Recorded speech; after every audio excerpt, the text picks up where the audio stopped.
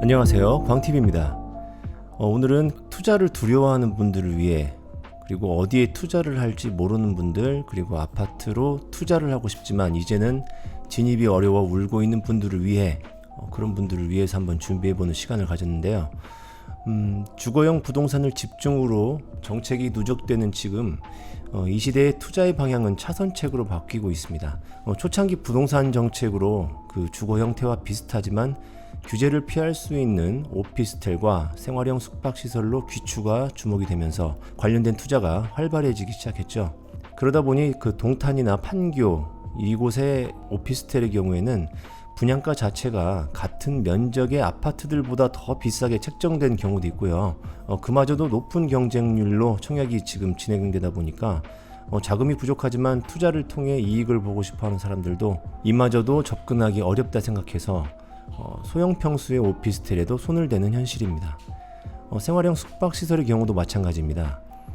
수도권도 아닌 그 여수 웅천 자이더 스위트 여기 그 생활형 숙박시설의 경우에는 현재 적게는 1억 2천, 많게는 3억 7천까지의 프리미엄이 현재 지금 올라와 있는 상황입니다. 그런데 이마저도 대출 규제가 들어간다고 하니까 갈수록 태산인 셈인데요. 고덕 신도시 상황을 보면 아직은 비어있는 땅이 많습니다. 그래서 투자 타이밍이 언제냐고 물어보면 저는 어떻게 답변해 드려야 될까요? 이미 부동산 가치가 많이 올랐는데 어떻게 해요? 라고 하시지만 더 오를 수밖에 없는데 그럼 어떻게 해요? 라고 되묻고 싶은 심정입니다. 물론 지금 당장 투자하시라고 말씀드릴 수 없는 게 기다리는 동안의 기회비용을 생각하지 않을 수가 없죠. 그래서 부동산 관련 전문가들에게 여기는 언제쯤 좋아질까요? 얼마나 오를까요? 이런 물음은 노력 없이 뭔가를 쉽게 얻어가겠다는 의도와 다를 바가 없습니다. 여기는 좋다. 여기는 좋습니다. 왜 좋냐면 언제인지 알 수 없지만 확정된 호재가 존재합니다. 라고 양심껏 소개해드릴 수 있는 사람이 진짜 전문가라고 저는 생각을 합니다. 하지만 노스트라다무스처럼 시점을 꼭 집어서 확실하지도 않는 그런 미래를 예측해서 말씀드리는 것은 상당히 위험한 행위가 아닐까요? 예를 들어 그 고덕 신도시 중심 상업지구에 인접한 행정타운 부지에 평택시청이 들어온다는 사실은 아시죠? 네, 확정입니다. 그런데 뉴스나 기타 매체에 따르면 2025년이 될 거라고 평택시청 이전 시기를 예상을 했던 사람들이 많았어요. 근데 예상과는 달리 2027년으로 확정이 되었잖아요.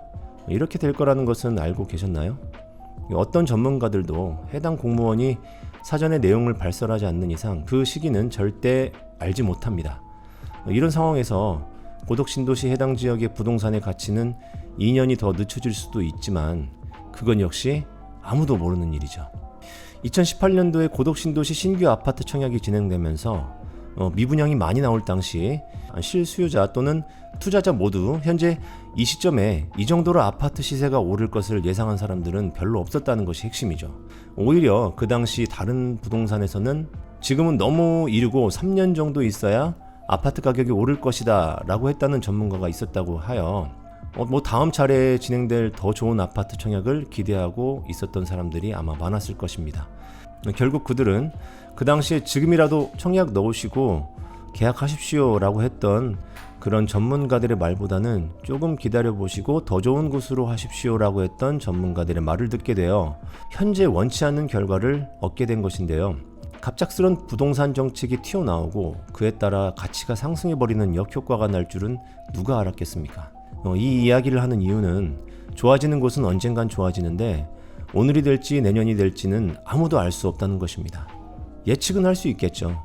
예측이라는 것은 확률이라는 범위에도 포함이 될 수도 있고 경험을 토대로 나온 그런 개인적인 생각일 수도 있다는 것입니다. 간혹 그 일반 상업지구, 중심 상업지구에 들어서는 상가가 완판되었다라는 말을 들은 어떤 이들은 저기를 왜 샀을까? 나라면 저거 안 사 하는 분들이 있는데요. 그 이유는 상가는 오랜 시간 공실일 확률이 높다고 생각하기 때문입니다. 실제로 다른 신도시들의 경우 공실 기간이 생각보다 길어져서 대출 이자와 관리비 그리고 세금의 부담을 안고 버티는 소유주들을 볼 수 있는데요. 그들을 보면서 상가는 접근을 하지 말아야겠다 하시는 분들이 꽤 있습니다. 투자라는 것은 적정한 시기가 있는 것인데 너무 이른 시기에 들어가면 상권 수요가 갖춰지기까지의 오랜 기다림이 부담되는 것이고 갖춰질 때쯤에 들어가자니 이미 가격이 비싸거나 다들 선점한 상태이고 진입해야 할 피크 타임이 언제인지 모르겠죠. 그렇습니다. 그것은 며느리도 모릅니다. 한 가지 실제 있었던 일화를 예를 들어보자면 현재 공실인 상가, 그런 사무실들이 넘쳐나는 건물이 있습니다. 지금도 여전히 많은 사무실이 비어있죠. 준공후 현재 2년 가까이 시간이 지난 건물임에도 불구하고 공실이 많다 보니 월세가 많이 떨어졌고요.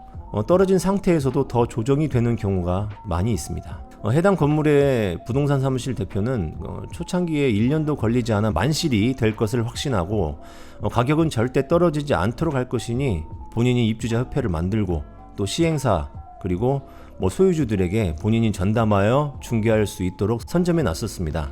하지만 2년 가까이 되는 이 시점에도 공실이 대부분이기에 본인의 입지는 낮아졌고요. 이미 다른 부동산들도 들어와서 노력한 결과 서서히 임대가 지금 맞춰지고 있죠.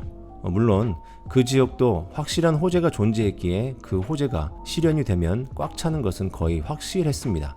호재는 존재하지만 호재의 영향력이 언제 발휘될지가 중요한 것이 아니라 호재의 영향력은 반드시 발휘될 것을 알고 가는 것이 중요하다는 것입니다. 버틸 자신 또는 버틸 힘이 없으면 투자를 할 수가 없습니다. 버틸 자신이 없다면 공부를 해야 됩니다. 버틸 힘이 없다면 종잣돈을 모으셔야 됩니다. 그렇게 준비가 되어야 뭔가를 이룰 수가 있다는 이야기죠. 고독신도시는 새벽이 길 뿐 아침은 반드시 찾아온다 라고 제가 지난 영상에서 말씀드린 바가 있습니다. 그렇다면 이해가 가시겠죠? 아파트, 토지, 상가, 지식산업센터, 오피스텔, 생활형 숙박시설 이런 모든 부동산들에 대해서 준비된 자에게는 실패하는 부동산은 없습니다. 모든 부동산 투자의 기본이 그렇습니다. 이러면 본인에 맞는 카테고리를 정하는데 조금 더 수월하지 않을까요?